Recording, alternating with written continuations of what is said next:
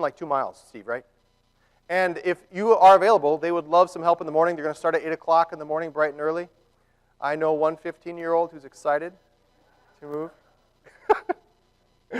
And so, yeah, I'm sure Steve would give you details.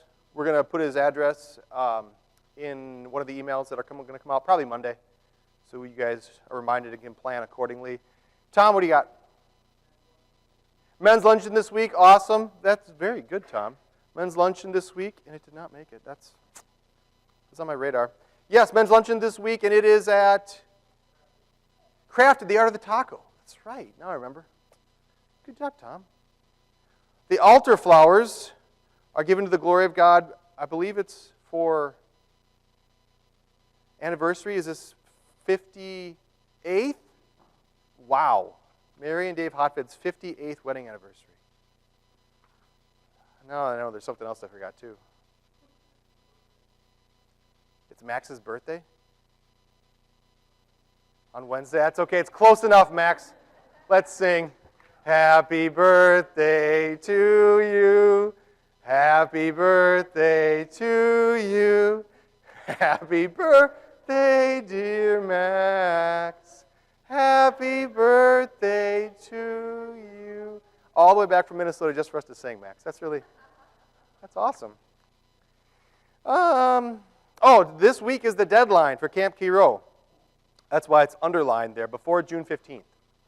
So please do take advantage of that. If you're not sure, if you're on the fence, or if you need more details, come and talk to me. And also the cookout this coming Friday. There are people signed up for it. The council knows and I don't, which is kind of a funny story. But there are people coming, so it's kind of excited. So if you're around on the 15th, please do come. That would be awesome if we had some members besides just the community that's coming to kind of be there. I know a lot of you are out of town, but that's okay.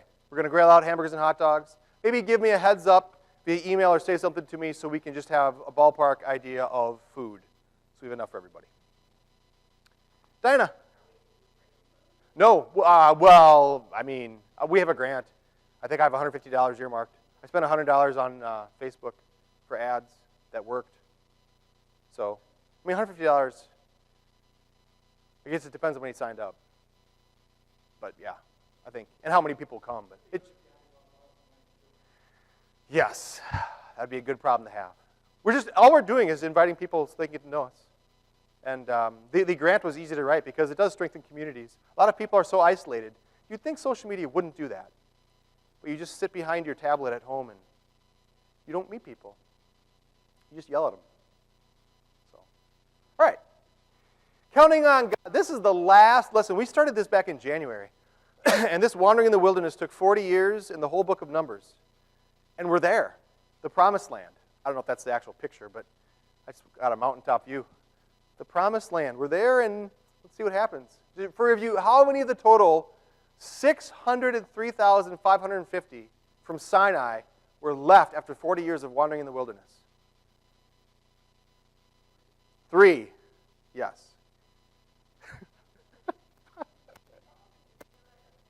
Mary, I know, that was my cue, yeah. Okay, for extra credit, who were the 3? Caleb? Joshua? Aaron died? Well, Moses, he's going to die now, but yeah, it was Moses. At that point, it was Moses. Even Moses wouldn't make it in, only those 2. The 2 spies. And if you are alive at this point, and you see Joshua and Caleb, what did God say? All of you are going to die except for these 2. Guess who's there?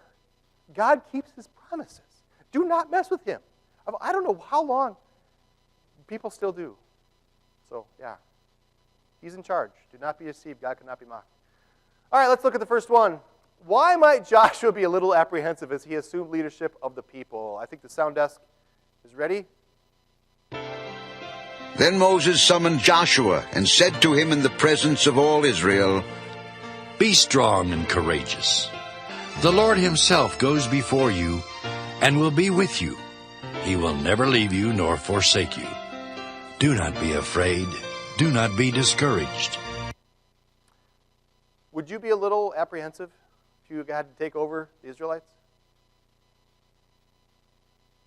Do you have a good track history of following in line and disciplined group? No, Moses he's a great guy. Yeah.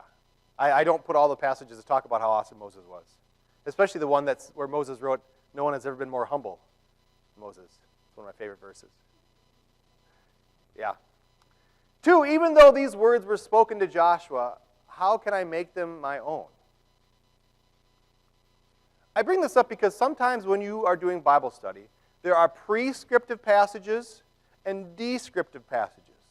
The prescriptive ones are the ones that God says do not kill. That's time immemorial. He doesn't want us taking life. And of course, there are exceptions, and that's God's representatives and God. So if a police officer takes a life to protect mine, is that wrong? No, I thank him. I give him a high five and buy him a meal. That's what we do. But those are prescriptive passages. The descriptive ones are when God said, yeah, we're going to go slaughter the Gibeonites or something. God does not want me to go hunt out the Gibeonites in 2018 and kill them. That's not what he wants. There's different directives in the New Testament for how we treat people. But how do you sort it all out? Well, this passage was just to Joshua. Can I take those words and make them my own? And why? Yes. And so is that the only place in the Bible where God says stuff like that? No. You're not out of line taking that passage to Joshua and making it your own. Because it's another way that God talks about how he's always going to be with you. So, yeah, just a word on biblical interpretation.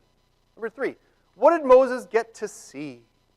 Then Moses climbed Mount Nebo. There the Lord showed him the whole land.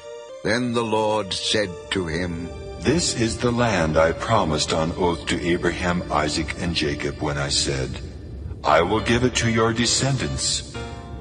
I have let you see it with your eyes, but you will not cross over into it. What do you get to see? Pretty exciting. Imagine you get to buy a new house, right? And you get to see the new house in the yard with the river in the back and the tire swing. You can't go. I don't feel too bad when we got to go to heaven, but yeah. So, why didn't Moses get to enter Canaan? I thought about putting the passage up there, but do you guys remember? No. He struck the rock. What was he supposed to do? Speak to the rock. Yeah. He did it twice, yeah. Yeah, he disobeyed God. And there were consequences for his actions. And he didn't get to go in. 5, how did Moses die? And Moses, the servant of the Lord, died there in Moab, as the Lord had said. He buried him in Moab, in the valley opposite Beth Peor.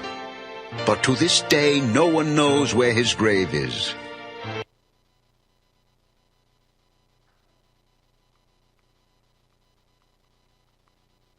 He was 120 years old.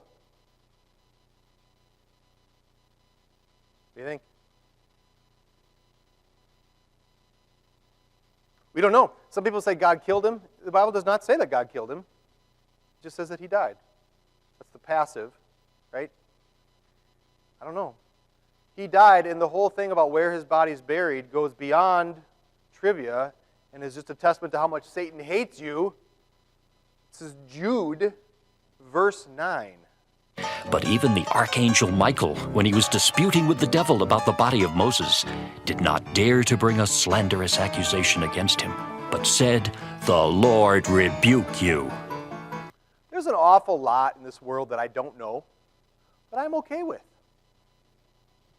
Such as how the angels fight over Moses' body. Yeah.